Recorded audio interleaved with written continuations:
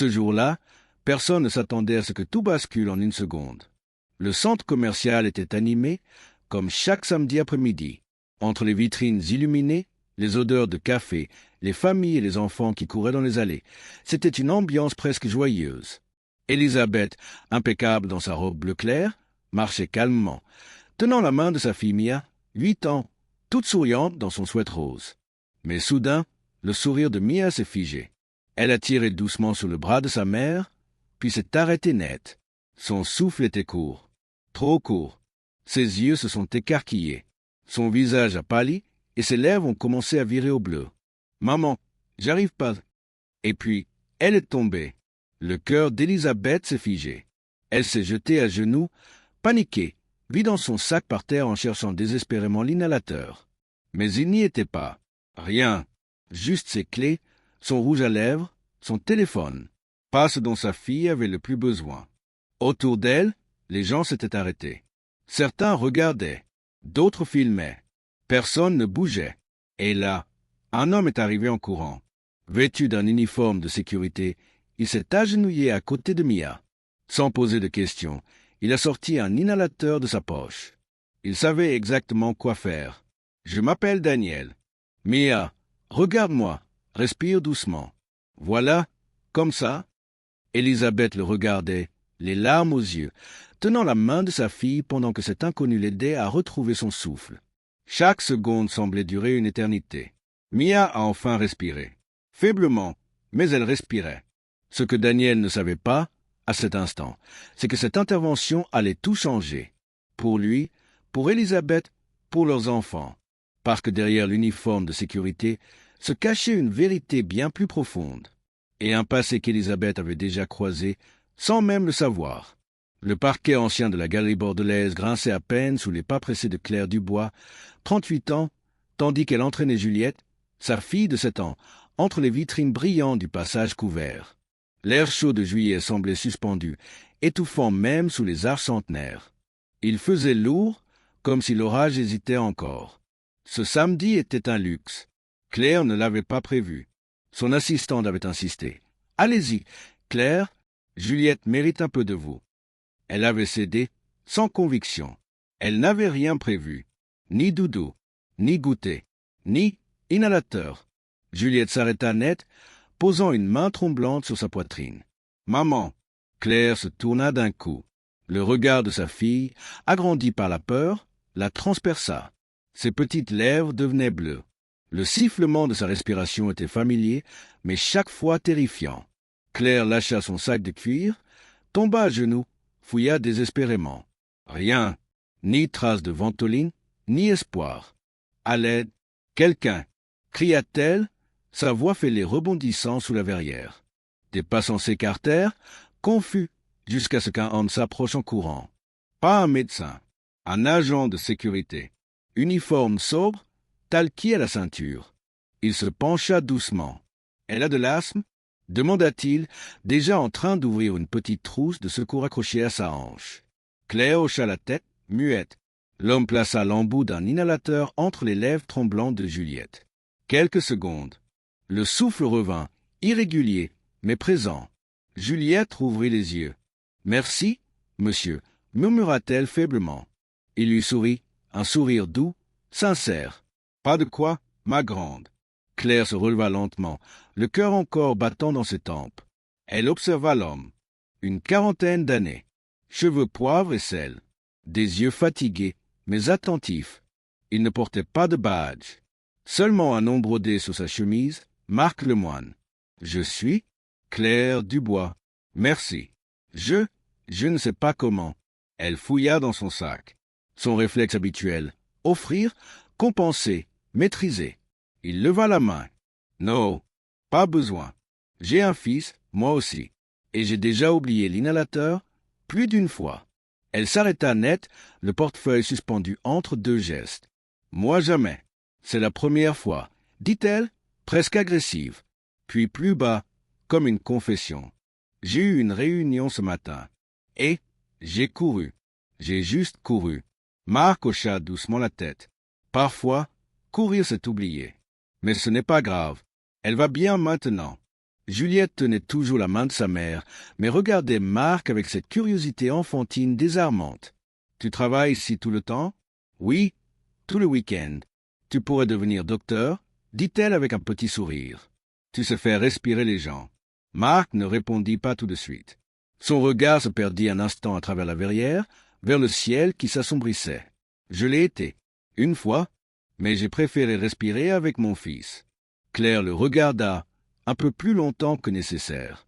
Quelque chose venait de changer, imperceptiblement.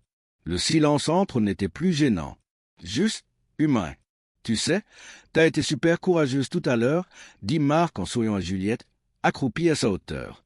Il sortit une petite carte de sa poche arrière. « C'est mon numéro, juste au cas où, pour les urgences ou pour un dessin avec des paillettes. » Claire prit la carte sans vraiment la voir, déjà en train d'appeler le pédiatre privé de Juliette.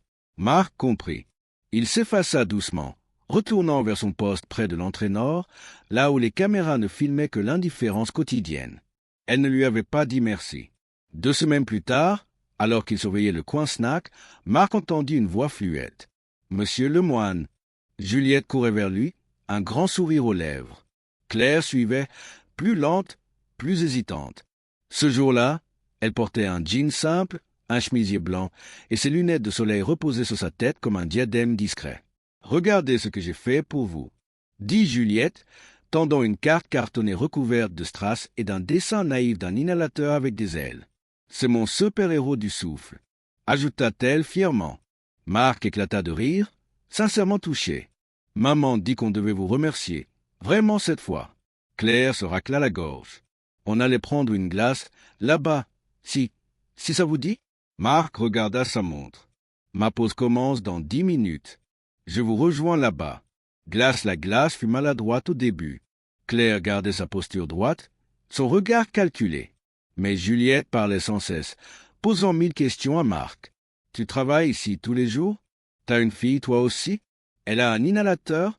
Elle s'appelle Lila. Elle a 9 ans. Elle en a 3. Des inhalateurs, un dans son sac, un à l'école et un chez moi. » Claire releva les yeux. « Elle vit avec toi? » Marc hocha la tête. « Depuis la séparation. Je voulais être là, vraiment là. Et la médecine? » demanda Claire, le regard intrigué. Il hésita, puis sourit tristement. « J'étais urgentiste pédiatrique. L'hôpital Pellegrin. Mais les gardes de nuit, les absences? Lila avait besoin de présence, pas de publication dans des revues médicales. » Claire baissa légèrement les yeux. Quelque chose dans ses traits se relâcha. « Je suis directrice chez Novali Santé, » dit-elle enfin. « On fabrique des traitements, on sauve des vies, mais je rate les anniversaires, les histoires du soir ?» Ils restèrent silencieux un instant. Puis Juliette demanda « Je peux rencontrer Lila ?» Marc sourit. Elle adorait. Feuille qui tombe les samedis devint une habitude. Pas planifiée, pas promise, mais attendue. Parfois, Claire et Juliette croisaient Marc. Parfois non. Une fois, après avoir couru dans une boutique de jouets, Juliette eut une petite crise. Claire paniqua. Marc apparut presque aussitôt. Calme, rassurant. Après l'avoir calmé avec des exercices respiratoires simples, Claire souffla. « Tu t'y connais drôlement bien pour un agent de sécurité. » Marc haussa les épaules. « Les réflexes ne partent jamais vraiment. Tu étais vraiment médecin. Alors? » « Oui, mais j'ai choisi autre chose. Pour ma fille. Toi aussi, non ?» Elle hocha la tête. « Mais je cours encore après le temps. Et j'oublie de respirer. » Ils se regardèrent. Longtemps. Ruban commémoratif, le point de bascule arriva lors d'une soirée caritative organisée par Novali au Palais de la Bourse. Claire, sublime dans une robe en satin vert émeraude, parla devant un public d'investisseurs et de figures médicales de la région. Son discours était parfait, millimétré, inspirant. Mais au fond de la salle, Juliette, assise à la table des enfants avec Lila, se redressa brutalement. Les autres enfants riaient encore, mais elle, non. Elle porta sa main à sa gorge. Ses yeux se remplirent de peur. Claire la vit. Elle reconnut tout de suite ce regard-là. Sans réfléchir, elle descendit de scène, arracha ses talons sur le marbre et courut. « Respire, mon amour. Je suis là. Respire avec moi. » Et dans le silence tendu de la salle dorée, une voix douce approcha. « Inspire, expire, comme la mère, tu te souviens? Marc était là. Il s'agenouilla à côté d'elle, parlant à Juliette comme à sa propre fille. Elle respira. Claire ferma les yeux. Pour la première fois depuis longtemps, elle aussi. Marc fendit la foule du gala, son smoking de location jurant avec l'élégance glacée des invités. Il ne vit ni les regards, ni les murmures. Seul comptait Lila, recroquevillée près de la table des enfants, les joues blêmes, les doigts serrés sur sa gorge. Il tomba à genoux, sortit l'inhalateur de sa poche, parla doucement, presque comme une berceuse. Claire, qui s'était déjà agenouillée auprès de Juliette, recula sans un mot. Elle regardait Marc redevenir médecin sans blouse, mais avec la même précision, la même douceur. Quand Lila retrouva son souffle, Claire releva enfin les yeux et comprit. Mademoiselle Dubois murmura l'organisatrice du gala en s'approchant. « Je suis désolé pour ce contretemps. Monsieur Lemoine était l'un de nos invités d'honneur ce soir. » Avant de quitter la médecine, ses recherches sur les traitements abordables de l'asthme infantile étaient révolutionnaires. Tout devint limpide. Marc Lemoine. Le nom avait traversé son bureau 3 ans plus tôt. Un projet de diffusion à bas coût pour les zones rurales et défavorisées. Claire l'avait rejeté. Pas rentable, pas dans l'axe stratégique. Elle regarda Marc. Il avait levé les yeux vers elle, tenant toujours la main de sa fille. Il savait. Elle le vit dans ses yeux. Il savait qui elle était et ce qu'elle avait fait. Plus tard, dans le jardin désert de l'hôtel, Claire s'approcha de lui. Il était assis seul, le nœud de sa cravate défait, les épaules lourdes. « Tu es bien le Marc Lemoine ?» dit-elle. Pas une question, un constat. « Et toi, Claire Dubois ?» répondit-il sans détour. Je n'avais pas fait le lien tout de suite. Mais maintenant, si, elle baissa les yeux. Je n'ai pas reconnu ton nom au début. C'était juste un dossier parmi d'autres. Est-ce que ça aurait changé quelque chose? Elle voulut dire oui. Mais mentir à cet homme, maintenant, semblait pire encore. Probablement pas. Les décisions, ce ne sont pas des attaques personnelles. C'est la logique du business. Pour toi, peut-être. Mais moi, je parlais de gamins comme Lila, comme Juliette. Ils ne criaient pas, mais ces mots coupaient. Ton projet avait de la valeur, dit-elle enfin. Mais cette année-là, notre fondation avait choisi de se concentrer sur la recherche oncologique. Marc rit, sans joie. Évidemment, le cancer, c'est plus photogénique que l'asthme des enfants pauvres. Elle tressaillit, parce qu'il avait raison. Ce n'est pas juste, dit-elle. La vie ne l'est pas. Certains le découvrent plus tôt que d'autres. Il se leva. Merci pour ce que tu as fait ce soir. Lila va bien. Pas que tu aies demandé. Il partit. Et cette fois, Claire ne le retint pas. Sablier avec sable qui s'écoule, les semaines suivantes furent vides. Marc demanda à changer de créneau. Finissez garde en semaine. Le samedi, Claire et Juliette ne le voyaient plus. La routine reprit sa place. Glacée, efficace, rassurante. Mais Juliette posait des questions. Pourquoi on ne voit plus M. Marc? Il est fâché? Claire caressa ses boucles, hésitante. Il est juste occupé. Mon cœur. C'est à cause des trucs de grand? Comme quand papa a arrêté de t'appeler? La question heurta Claire comme une gifle douce. Juliette n'avait que 7 ans. Mais elle comprenait. Toujours. C'est différent, répondit-elle. Marc et moi, on ne vient pas du même monde. Juliette tourna la tête. Mais on respire le même air. C'est ce qu'il m'a dit. Tout le monde a besoin d'aide pour respirer. Parfois. Claire resta éveillée une bonne partie de la nuit. Ces mots flottaient dans l'obscurité, plus forts que tous les discours de gala qu'elle avait prononcés. Elle ouvrit son ordinateur. Elle tapa. Marc Lemoine, traitement asthme pédiatrique, brevet 2019. Et ce qu'elle découvrit la bouleversa. Son travail n'était pas seulement bon. Il était génial dans sa simplicité. Un système de distribution par capsule, sans pile, sans électricité, adapté aux zones rurales, avec un taux de réduction des urgences de 40%. Elle relut le rapport 3 fois et se demanda combien d'enfants aurions-nous pu aider. Et si c'était moi, l'obstacle au souffle des autres? Claire réouvrit le document. Son mémo, celui qu'elle avait envoyé 3 ans plus tôt. Projet non recommandé. Manque de potentiel commercial. Usage limité sur le marché français. Ces mots, qu'elle avait tapés sans y penser, lui parurent aujourd'hui vides et cruels. Elle revoyait les lèvres bleues de Juliette, la panique dans les yeux de Lila au gala. Elle se leva brusquement. Croissant de lune 2 semaines plus tard, à 2h27 du matin, Juliette se mit à tousser violemment. L'inhalateur n'avait presque aucun effet. Claire appela la ligne d'urgence pédiatrique. « Allez tout de suite aux urgences », dit la voix calme au bout du fil. Claire attrapa Juliette dans ses bras. Mais en prenant l'autoroute, ses mains tournèrent d'elles-mêmes vers la sortie de Mérignac, là où elle savait que Marc vivait. Elle avait vu l'adresse dans son dossier RH. Par précaution, s'était-elle dit. Mais au fond, elle savait pourquoi. Elle gara la voiture en vrac. Juliette respirait avec peine. Elle appuya frénétiquement sur la sonnette. Marc ouvrit la porte, en t-shirt et pantalon de jogging. En voyant Juliette, toute hésitation disparut.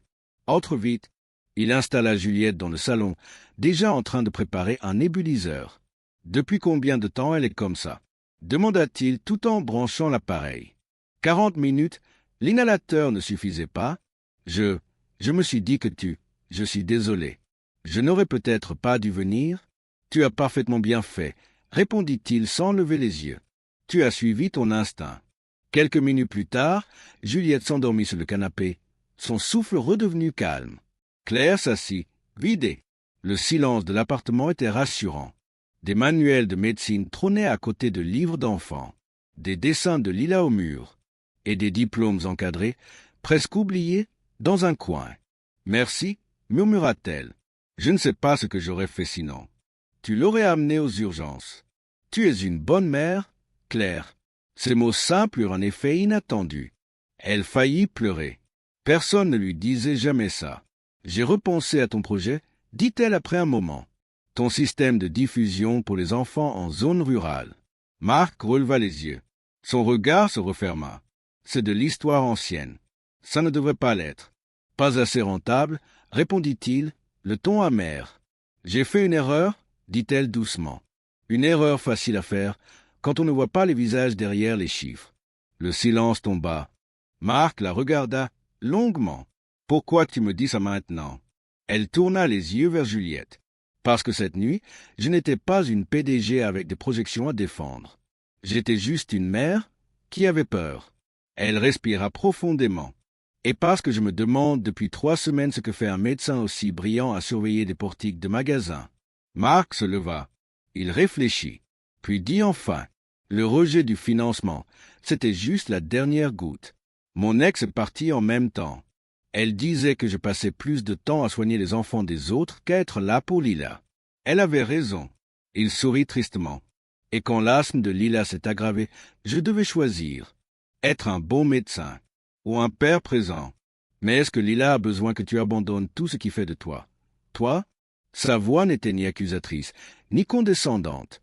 Juste une question sincère.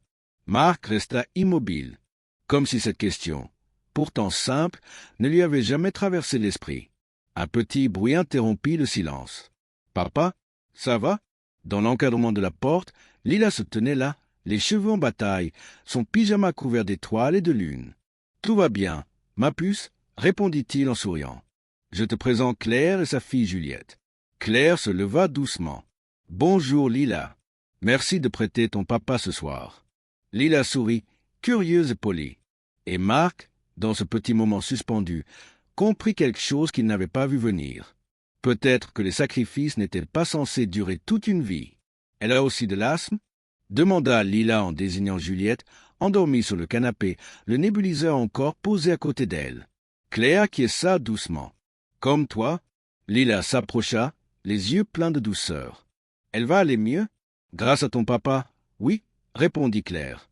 Un silence paisible s'installa, un silence rempli de gratitude et de compréhension silencieuse.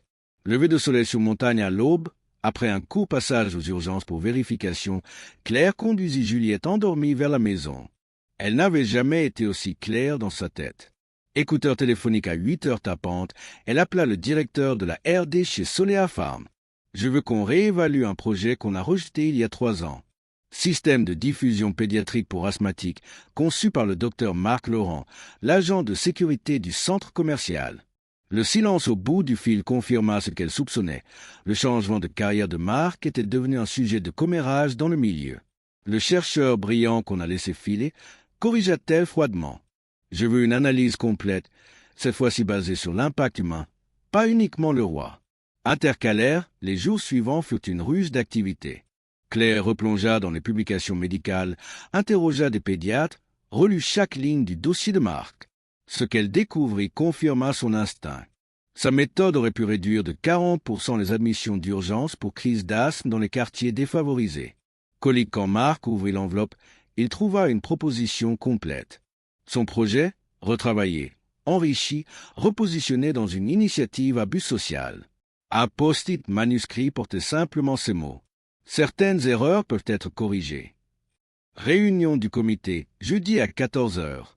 Ta voix y aurait toute sa place. Marc hésita. Le passé avait laissé des marques. Mais ce soir-là, Lila rentra de l'école, vit les revues médicales sur la table et demanda « Tu redeviens docteur ?»« Non, ma chérie. Je regarde juste un vieux projet. » Lila tourna les pages d'un schéma. « J'aimais bien quand tu parlais de comment aider les enfants à mieux respirer. Tu souriais plus, avant. » Ces mots simples suffirent. Cravate le jeudi suivant, Marc entra dans la salle du conseil, non pas en uniforme de sécurité, mais en costume gris, celui de son ancienne vie. Claire lui adressa un bref regard, mêlant surprise et soulagement. « Docteur Laurent, merci d'être venu, » dit-elle, sobre mais sincère. Pendant 1 heure, il expliqua son projet avec passion retrouvée. Les membres du comité, d'abord sceptiques, finirent captivés. Quand le vote tomba, approbation unanime. Après la réunion, ils restèrent seuls. « Pourquoi tu as fait tout ça ?» demanda-t-il doucement. Claire répondit sans détour. « Parce que c'était juste, et parce que, en t'écoutant parler aujourd'hui, je me suis rappelé pourquoi j'ai choisi ce métier. Avant que les courbes de profit ne prennent toute la place. Pour aider les gens, compléta Marc. Pour faire la différence, confirma TL. Elle rangea ses papiers, puis ajouta à mi-voix. Juliette demande souvent après vous deux. Elle dit que son copain de souffle lui manque. Marc sourit. Lila aussi. Elle dit que c'est moins dur d'avoir de l'asthme quand quelqu'un comprend. J'ai une autre proposition pour toi, dit Claire en relevant les yeux. Mais rien à voir avec les affaires.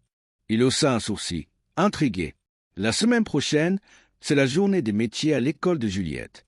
Je pourrais parler de développement pharmaceutique, mais je crois qu'il préférait entendre quelqu'un qui sauve vraiment des vies. C'était une perche, tendre et humble. Une reconnaissance implicite que l'uniforme de sécurité avait plus de sens humain que tout ce PowerPoint réuni. 6 mois plus tard, la clinique Respire Libre ouvrit ses portes dans un quartier populaire de Bordeaux. Marc y officiait 3 jours par semaine comme directeur médical. Claire avait financé le projet, mais Marc avait refusé de quitter son poste au centre commercial. Par principe, par équilibre, les murs de la salle d'attente étaient couverts de dessins d'enfants, des poumons colorés, des inhalateurs super-héros, des nuages devenant papillons. Parmi eux, un cadre spécial. Main qui écrit un dessin signé Lila et Juliette. 2 petites filles se tenant par la main sous un ciel bleu, respirant librement. Grande roue le week-end, les 4 se retrouvaient parfois au parc. Pas comme PDG et agents de sécurité. Pas comme docteurs et femmes d'affaires. Mais comme 2 parents que la vie avait brisés à leur manière et que leur fille avait recousu, souffle après souffle. Un après-midi, alors que les filles jetaient du pain au canard. « Tu regrettes ?» demanda Claire. « D'avoir quitté la médecine. À l'époque, Marc suivit du regard Lila, souriant. « Je regrette que ça ait été un choix à faire. Être là pour elle ou aider les autres. » Il marqua une pause. « Mais je commence à croire que les meilleures réponses ne sont jamais dans les extrêmes. » Claire acquiesça, le regard doux. Elle aussi avait réduit ses horaires, appris à déléguer, redonner du sens à son entreprise. Et surtout, à sa vie. Le soleil descendait sur Bordeaux. Aucune montre ne fut regardée. Aucun appel ne fut pris. Juste 2 cœurs allégés, 2 filles épanouies et un air d'automne, enfin facile à respirer.